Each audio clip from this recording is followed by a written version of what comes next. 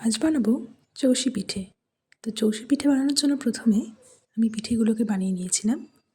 তারপর দুধটা ভালো করে ফুটিয়ে তার মধ্যে সামান্য পাউডার দুধ আর গুড় মিশিয়ে ক্ষীরের মতো করে নিয়েছিলাম।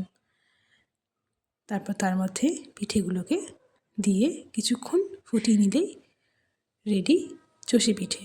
খুব সহজেই এবং খুব তাড়াতাড়ি বানানো যায় এই পিঠে, আর খেতেও কিন্তু অসাধারণ হয়। তো কেমন লাগলো আজকের এই ছোটো রেসিপিটা অবশ্যই জানাবেন, আর বাড়িতে অবশ্যই ট্রাই করবেন, জানাবেন কেমন লাগলো। ভালো লাগলে আমাদের চ্যানেল লাইক, শেয়ার আর সাবস্ক্রাইব করে দেবেন।